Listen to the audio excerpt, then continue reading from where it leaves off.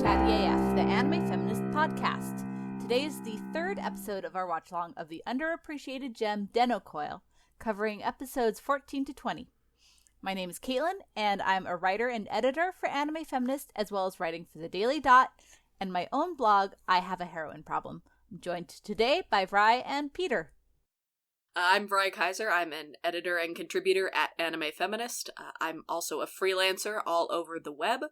If you go to my Twitter, at WriterVry, and look at my pinned post, you can find a list of things that I do in that thread. And if you want to check out the other podcast I co-host, it's at TrashPod. And I'm Peter Phobian. I'm an Associates Features editor at Crunchyroll and a contributor and editor at Anime Feminist. All right, so we have gone past the midpoint of Den-noh Coil, and the plot has kicked into high gear from the 0 to 40, pretty much. This is what's always so frustrating to me about two-cour shows, because I know that this happens. This almost always happens. It's how anime works, but it's such a tall barrier to entry. Like, that's so many hours if it's not initially really your jam, even in that episodic format. I know, but 13 episodes would have been so compressed. Oh no, yeah, it's not the anime's fault. I'm just old, and there's so much anime. I don't know, even if I'm into plenty of Trigger, most of their stuff is two-cour, and I'm, into it. I like Trigger shows. I'm sorry. How dare you? Yeah, I apologize, but I'm, into it, but then I know that in the second half is when the actual plot's going to be revealed, so even if I'm enjoying myself, I sort of question the utility of everything I'm watching. I always am wondering, is this going to be relevant? Are they just kind of feeding me red herrings? Are some of these characters that I'm meeting that I like just going to kind of end up becoming sidelined in the second half? So I get what you're saying. Well, but that's kind of what I'm saying, is that I think when anime fans wreck longer shows, they're coming from the place where they're looking at it from the whole thing, but when you recommend it to a prospective viewer, they're seeing it from the other side of, I have to go through X and Y to get to this meatier stuff, and if X and Y wasn't your jam, and that's what kept you from checking out the show in the first place, it doesn't really help to be told, but it gets good later! Yeah. I mean, I like it when I like two-cour shows. It might be partially because I did start watching anime when that was the norm. But I like it when a narrative has time to breathe, and when it has time to do some, maybe episodic stuff that's not, 100% plot necessary, but it builds the world and it builds the characters, which I think is one of the strengths of, some of those episodes of Den-noh Coil. They're not... Could you have Den-noh Coil without the beard episode? No, I think, and in the best case scenario, I think it does work something out like this show, and then in the worst case scenario, it's Gundam 00, which just farts around for its entire first half. Wasn't Gundam 00 4-cour? No, it was only 2, and it had a tragic ending. I mean, and also, two-cours is the difference between, Yurikuma Arashi. Yeah, which we mentioned last time. And Penguin Drum. Which was, I think, which I think was a stronger story taken at face value. I do think some of my thoughts regarding the beard episode were kind of validated in the second half, though, because it appears there's much more to this digital space than first met the eye, with all this ghost stuff happening now. So I kind of was thinking at the end that it was treated in a very lighthearted manner. We discussed this a little bit, how they essentially had discovered sentient life that was very small and entirely digital. But since they're kids, they don't really appreciate that, I guess. And now that we know maybe there are ghosts in the digital world, that kind of takes on a new meaning. I don't know if it would have been better served being after those episodes, if they'd kind of threaded in the plot relevant with the fluff, or if you could even do that. But it definitely changes it in retrospect. The beard episode is interesting in hindsight, because I really liked that episode. It's kind of my preferred mood of episodic stories that have darker thematic underpinnings going on, or sadder ones. But in now that this section we watched for this episode is a little bit more, it hasn't abandoned those themes. That's not fair. It's still working with them, but the mode of how it's telling its story for this stretch of episodes is very much... It's very different. Yeah, it's a ghost story with technological trappings, as opposed to, like, a meditation on AI and that kind of stuff that was more directly in, like, episodes 11 to 13. Mm-hmm. Mm-hmm. Right, well, it starts dealing with, like, urban legend and sort of the idea of, like, liminal spaces. We'll get into that in a little bit.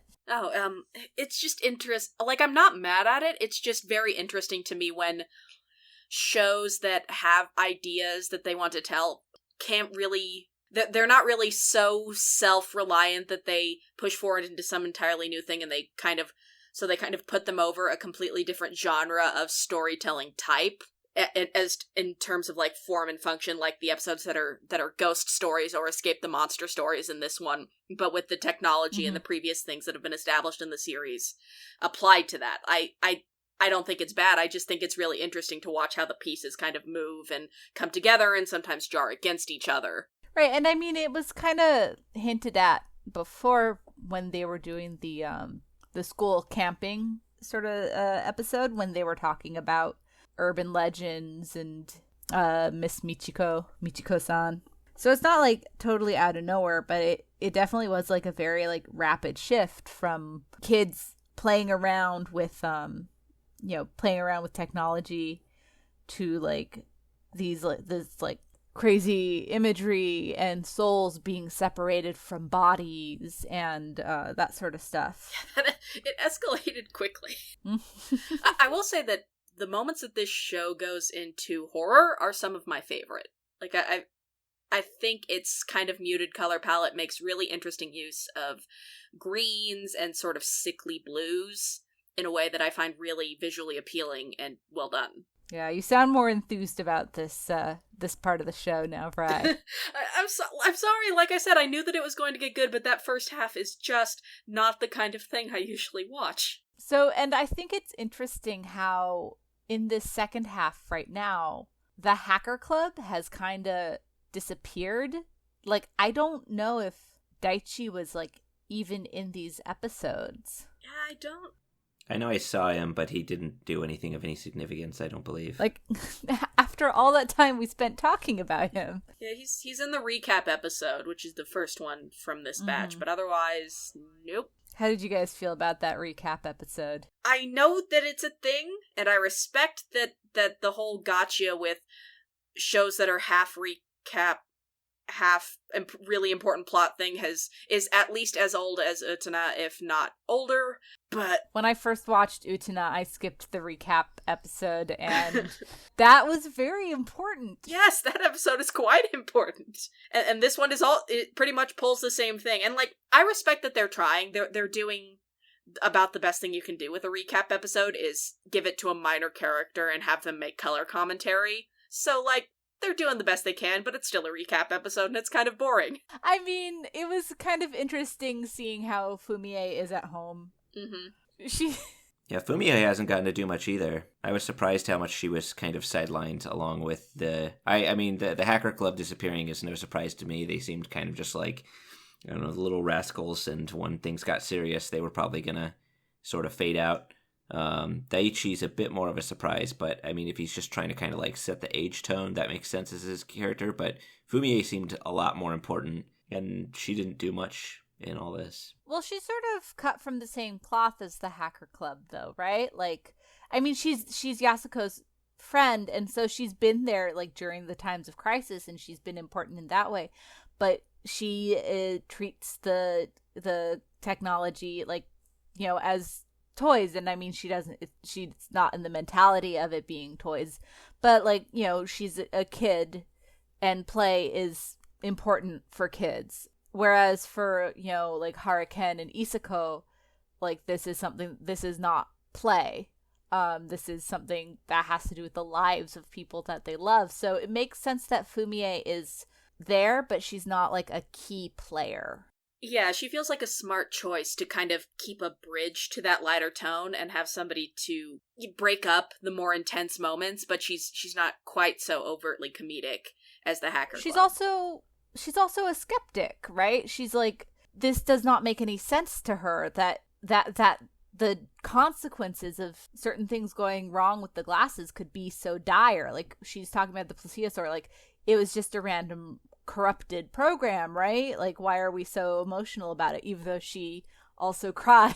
Normally, I find the kind of paper, like, the cardboard straw man skeptic character to be a little exhausting, but with Fumie, it's tied in well enough to these aspects of childishness to her character that I think it sells it better than most. No, I think so. Like, and it is, she is not built up as a childish skeptic from the start. Just her relationship with the technology is very different. Mm-hmm. Yeah, honestly, the scene where she's advocating taking off the glasses is really well done and tense. Like, I was impressed by that scene a lot.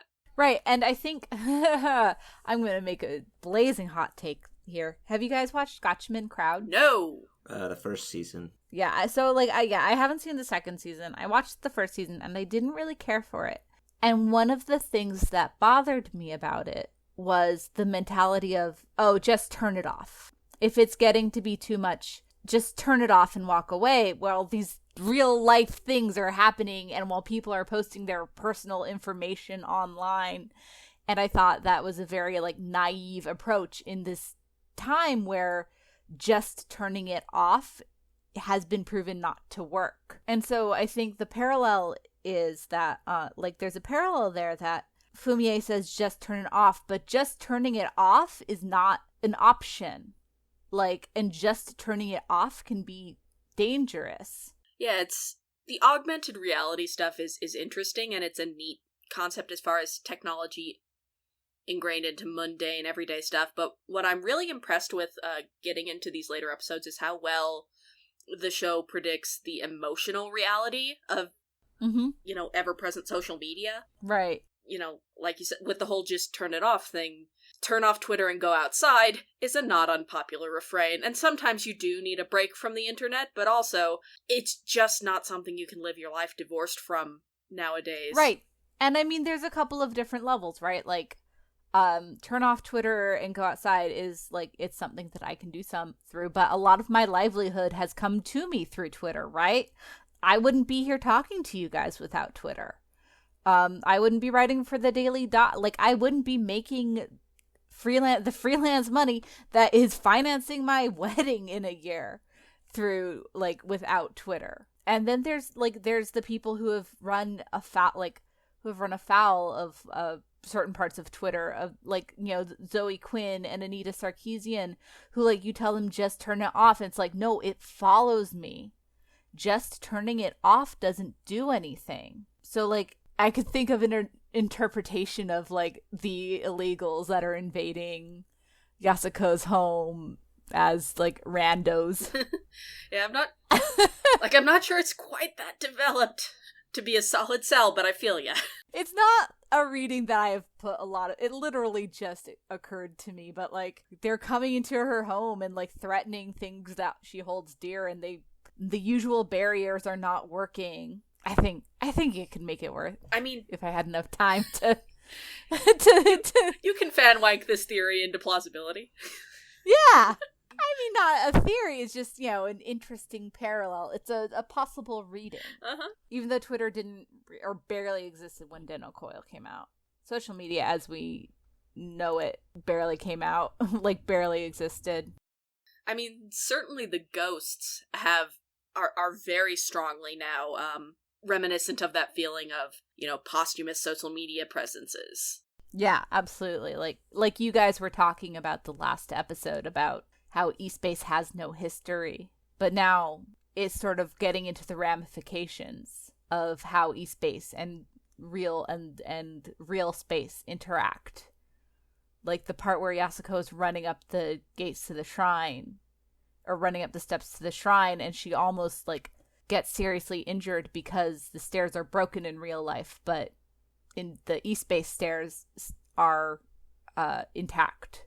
And then she's in danger, like, if she takes off her glasses while she's in that old eSpace, like, she is in putting herself at risk. Yeah, it's not quite, like, it's not safely confined it's not history in the way that is, recognized and controlled and understood. It's remnants. It's like pieced together remnants that nobody understands, which give rise to urban legends, which are dangerous because they're half-truths and half-forgotten things that people are poking around at when they don't understand them. Right. And I mean, it's sort of like there's the old-fashioned urban legends, which are like basically ghost stories, and then there's like urban legends that are the sort of stuff that like Snopes disproves, that have sort of morphed into the terrifying force that is fake news, right?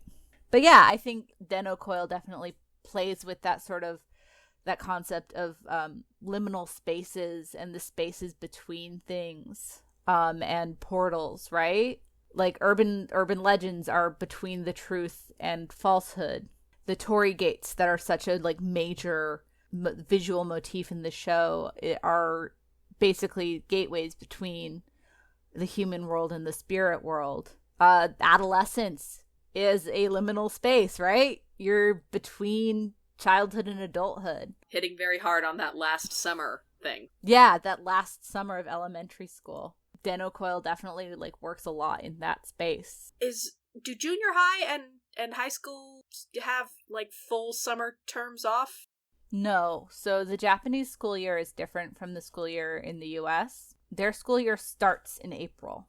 And I'm not sure exactly like what a normal school schedule would look like, but it's like a break between terms as opposed to like, being off for the season. So it is in effect the last summer vacation for reals, not just as children. I think it is like you get days off, and if you need to do summer classes, you can do summer classes, because it's really hot in the summer in Japan, and they have like a summer school, which is like a fun sort of thing, I think, in elementary school, like a summer camp sort of thing. But I'm not totally sure exactly how it is. So yeah. Either way, point stands that this is still a cusp of major change in expectations of them as far as their school life. I mean, seems like they start working earlier, because I always forget the aunt's name, but she's a high schooler Tamako. And basically has a full-time job on top of that. I mean, I don't think that's a realistic thing. She's an anime teenager with a full-time job who probably lives on her own. And high schooler / digital FBI agent. I looked it up. Summer break is a month. Late July to late August. So like the hottest part of the Japanese summer. Do you guys have any thoughts about like the whole like concept of like of the motifs and the liminal spaces and that sort of stuff? So I'm not just sort of rambling on about it because I've had like 4 years to think about the show. No, it's that's why you're here. That's your role. To have too many feelings. Somebody always has to have too many feelings. Too many feelings, and also thought out commentary / articles that they've been wanting to write for a long time and just never got around to it. Well, I hope it's doing something with the whole digital afterlife idea, besides just sort of presenting it as something that exists. They haven't really gone into too much of the history as to how the whole thing was developed in the first place. It's just, I guess they're kids and they've grown up with it, so it's something they've sort of accepted. I'm guessing this kind of goes into something to do with, well, everybody has like a digital profile.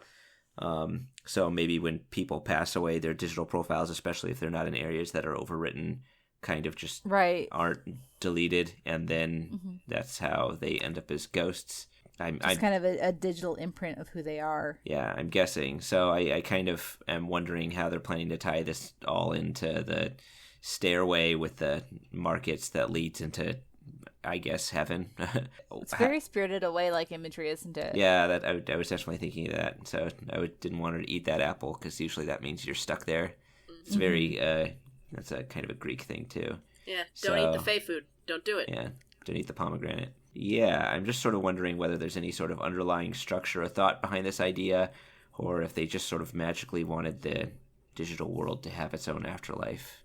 Oh no, I'm not sure. I don't remember that clearly. Like, I don't remember a lot of the like finer details. Yeah, I am curious as to whether with Isako and her brother, whether this is because this is a show for younger audiences, and in some ways you want to be more gentle and more hopeful because it's good to give children hope before they head into the hellscape that is adulthood.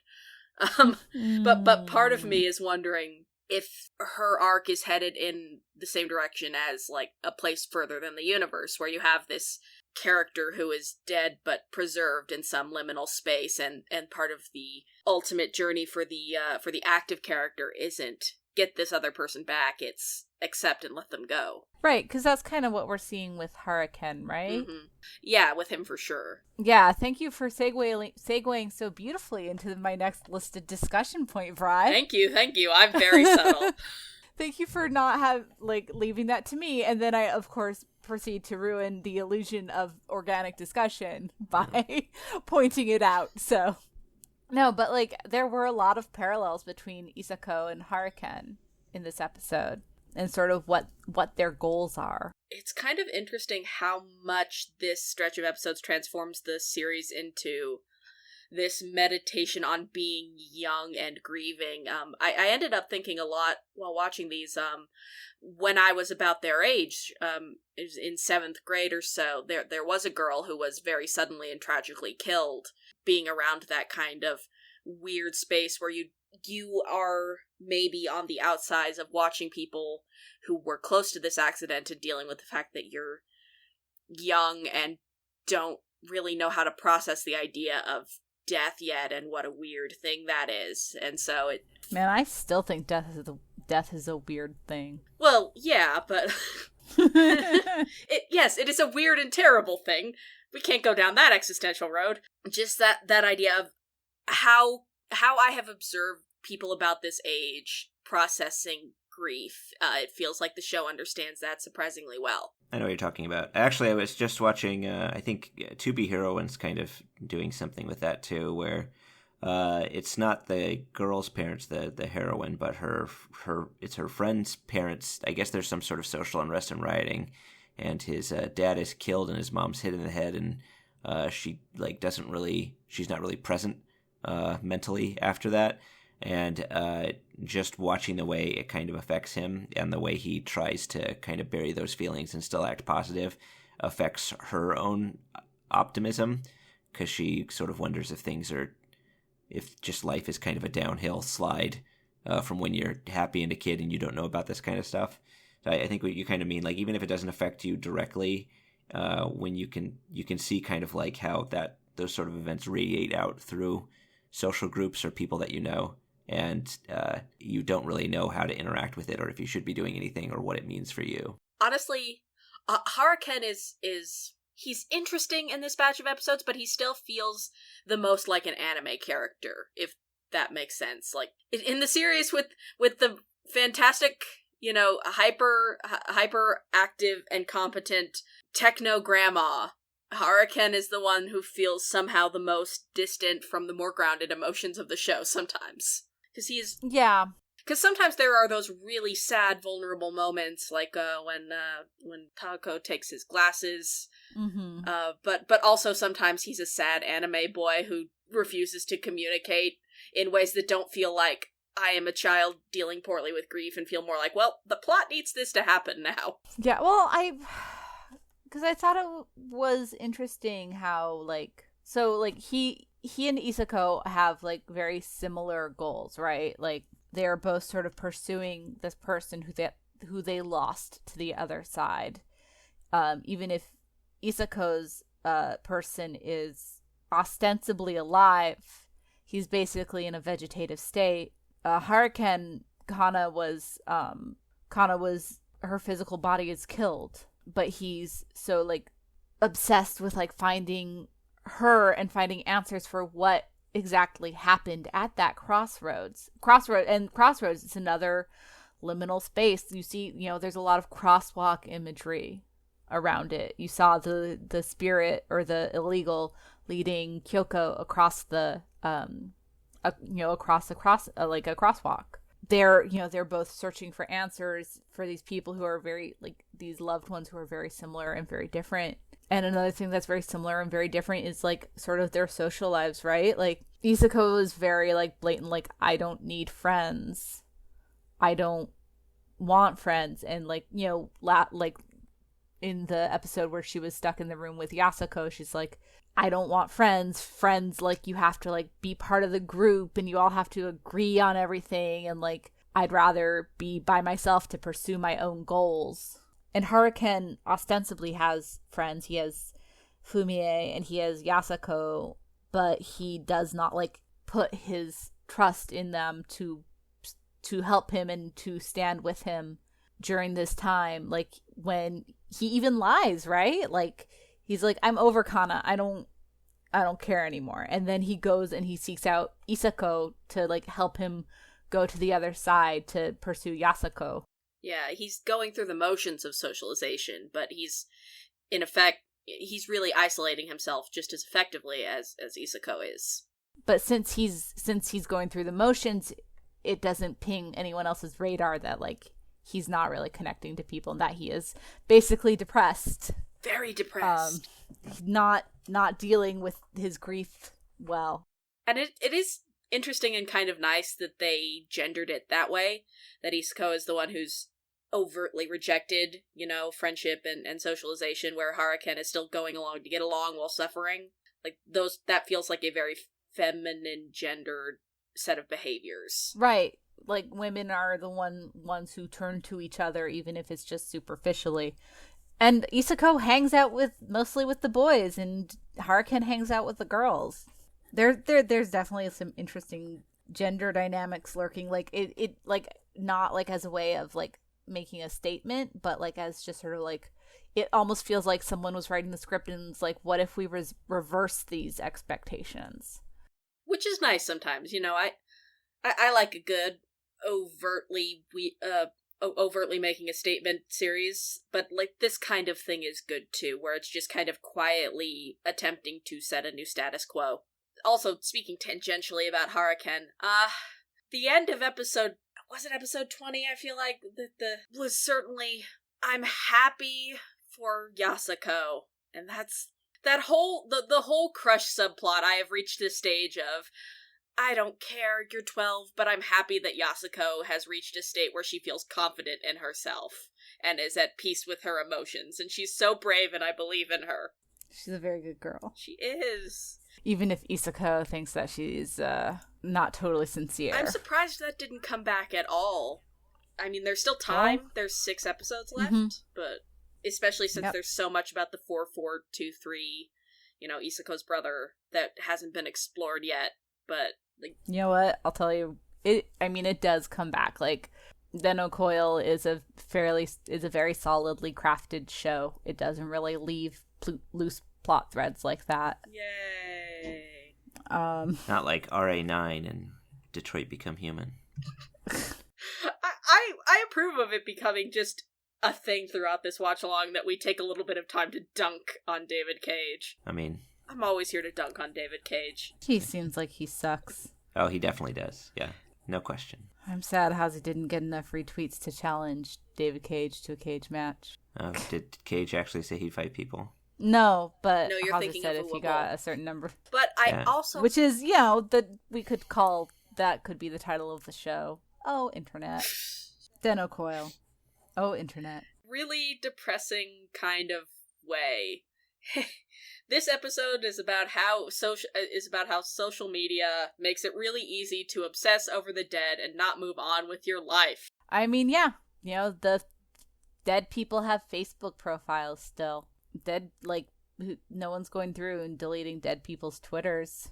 You know, the dead do not die on the internet. I do think it was interesting the whole Yasako, coming in and having to learn all about all this stuff that's going on in the city. All these, she's like totally unfamiliar with all these concepts, but then she's probably one of the people most strongly involved in the plot because of her weird amnesia interaction with 4423, who is probably Isako's brother. I don't know. Nissan. Yeah.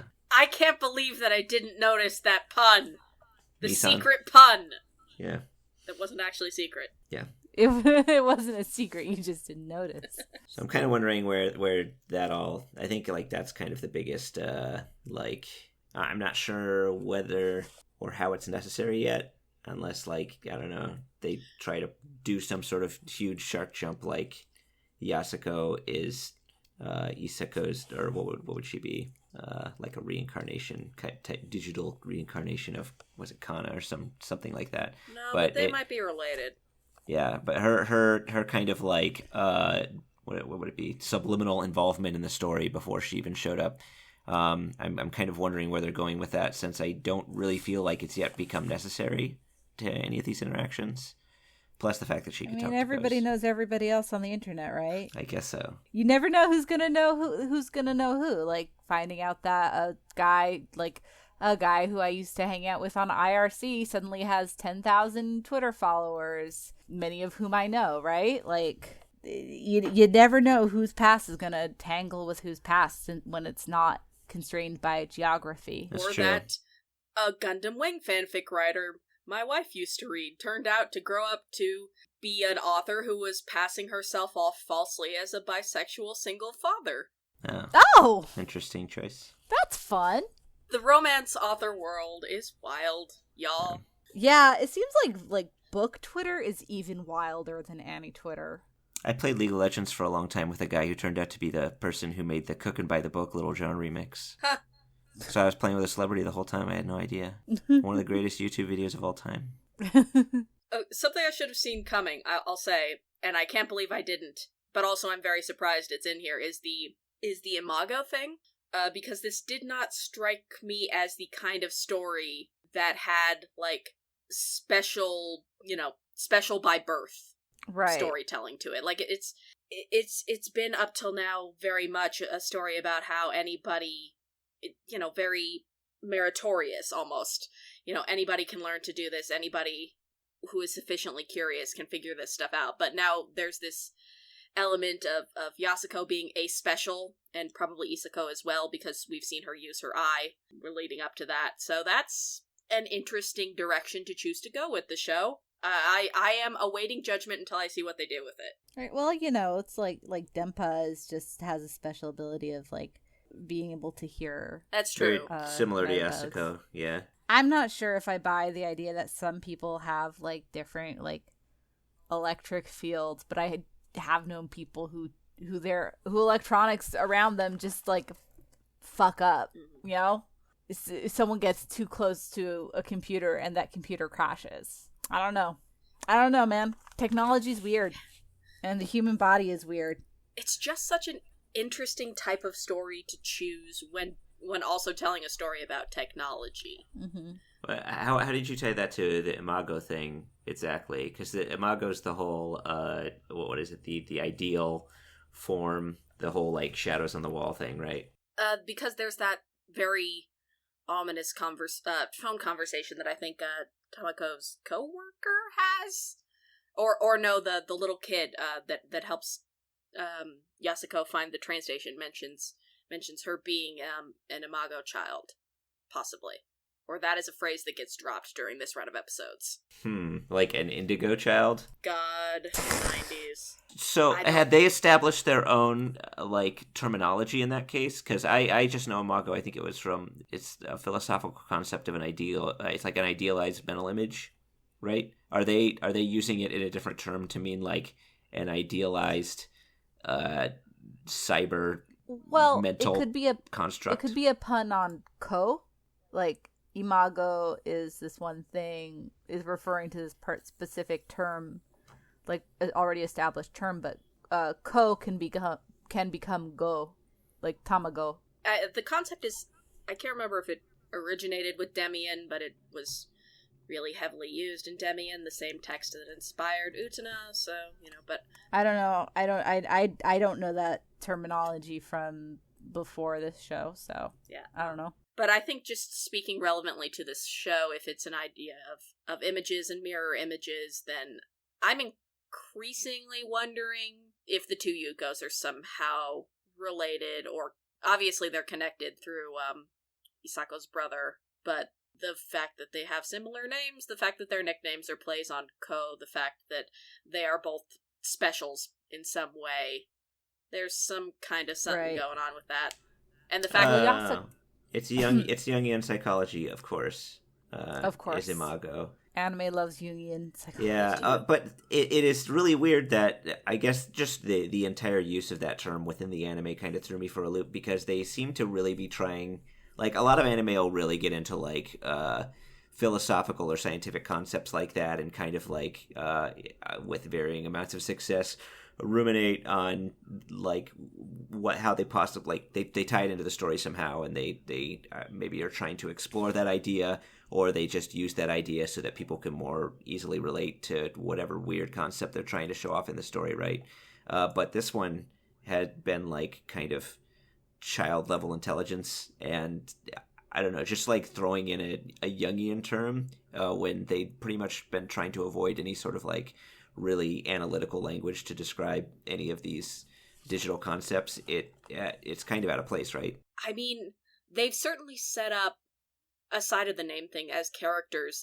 Isako and Yasako are already pretty clearly foils, because you've got Isako, who is this very brusque, overtly, prickly character, but has shown these, she's devoted to her brother and she saved Kyoko. And then you have Yasako, who goes along to get along and is this very gentle, caring person, but has these hints that, maybe she was a bully at her old school. So they're very much mirror images of each other in that way, with their inner versus outer personalities and how they interact with the world, which is interesting and well seated. Like, I can see all the roots that they've done with this, and I'm really interested to see where those two characters' relationship go. That was the wrong tenses for everything. I don't care. It's late. Mm-hmm. All right. I guess we do kind of get like a double face thing. If the recap episode, at least the recap portion of the recap episode, was good for one thing, it kind of showed that. I mean, we knew Fumie was not exactly the Yasako type, just sort of not try to avoid conflict, but she did come across as kind of cruel to her younger brother. I mean, she's not an unusual sort of older sister. Yeah, she seems like pretty standard older sibling, honestly. Yeah. Do either of you have siblings? I do, but not in this kind of relationship. They moved out when I was really little, so I had an more older like sister, uncles. so I definitely know for sure. You had an older what? I have an older sister, yeah. Was she like Fumie? I have a scar on my forehead, so. Oh, yeah. so yes. Yep. So did that relationship resonate with you? I mean, not to that degree, but I definitely. I mean, I didn't really even think she was. I mean, it didn't seem out of the ordinary for me. It just seemed like it contrasted against even Yasako. Like, argues with her younger sister a lot, but she doesn't pick on her or anything. She just gets annoyed with her and calls her out, and doesn't maybe always treat her nicely. But with Fumie, it was like kind of something she takes pleasure in. I don't think it's unusual, but when contrasted with it, and the fact that we hadn't seen Fumie portrayed to that degree, it definitely kind of stood out. It changed your perception of her. Well, there's also a way smaller gap between Fumie and her younger brother and Yasako and Kyoko, whereas Yasako is basically a de facto caretaker for her little sister, as opposed to being, I have authority over you, but also you are in the sphere of my emotional state as well, enough to fight back. Yeah. So it's a totally different kind of sibling dynamic. Yeah. True. I don't know if, like, Kyoko does do things that specifically annoy Yasako, though, like following her around and repeatedly calling things poop.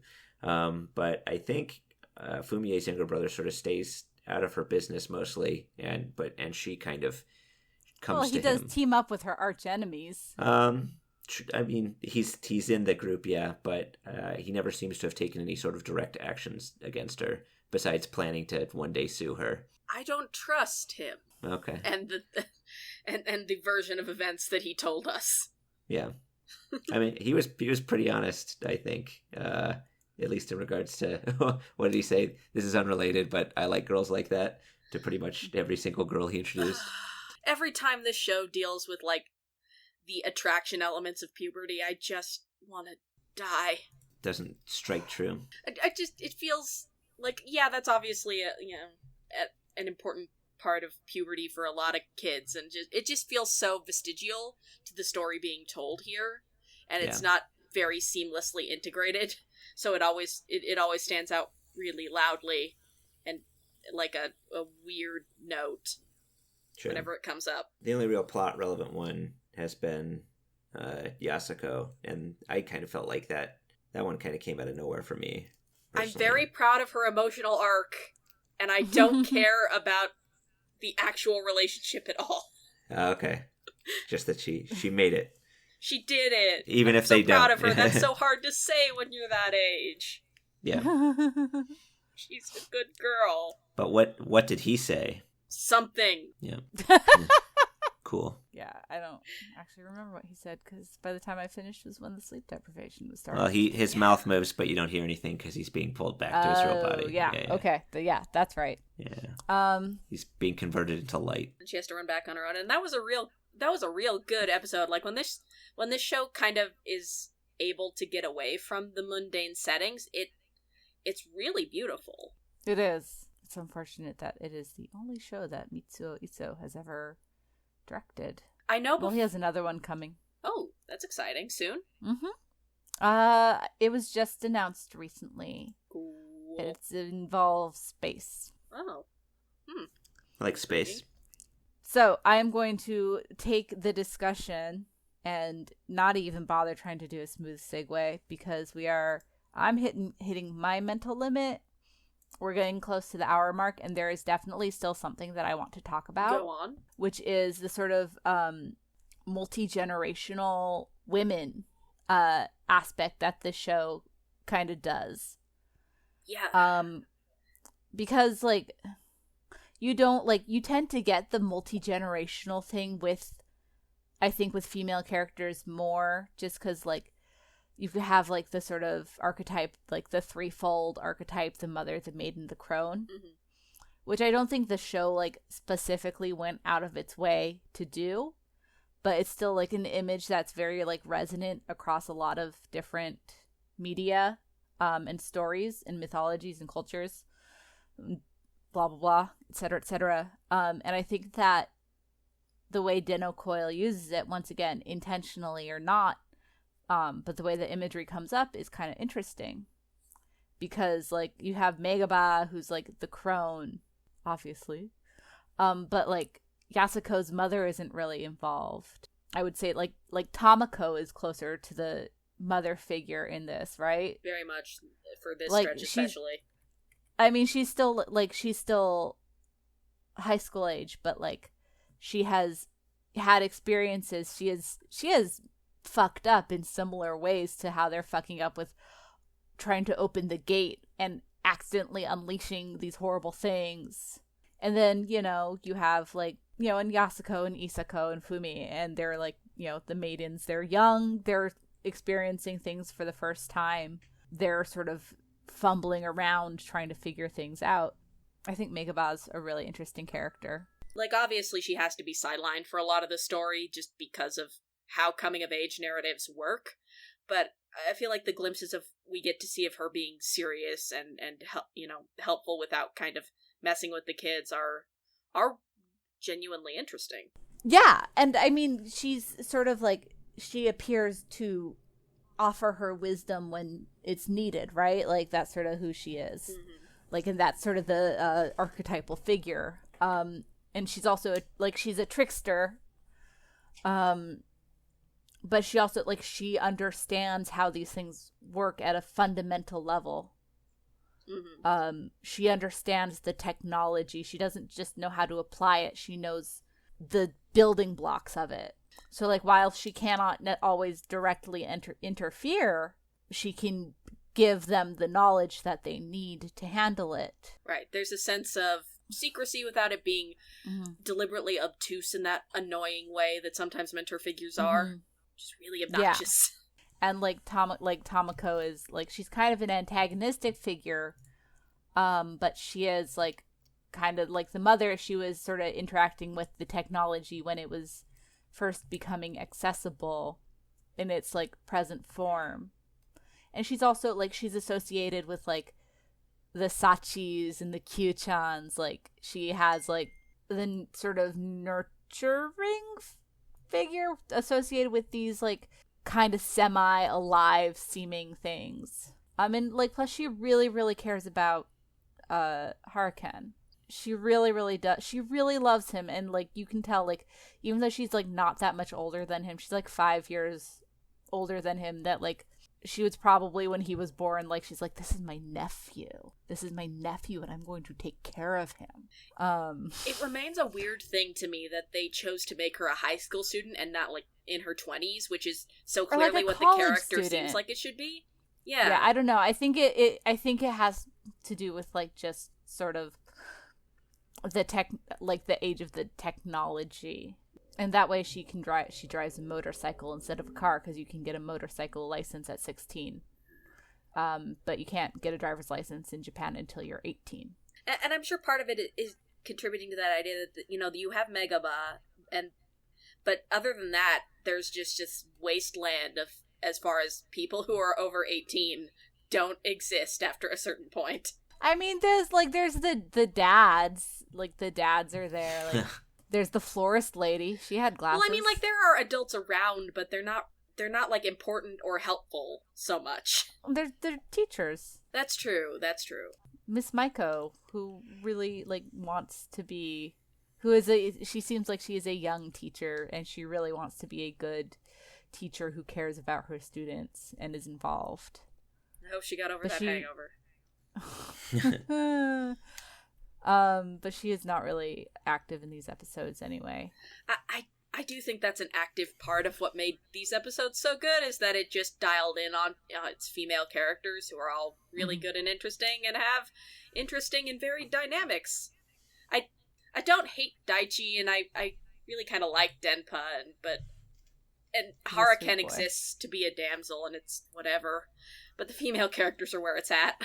No, they're really good. This is why I wanted to do this show, right? Because it's got such a great female cast. And it's like, even if, like, we're not talking about it, framing it within gender relations, like, it's still us talking about a story about women doing things, and that's really cool. Mm-hmm. But yeah, so I really thought, like, the multi-generational aspect was is really, like, I think it's really important to the show. Especially in a story about technology, where women have been so formative in the history of technology, and from, typewriters and hand coding all the way up through the invention of video games, but their contributions to that history tend to be overlooked. Mm-hmm. Sierra was partially founded by a woman, helped create graphical interfaces from text adventures. You plebs!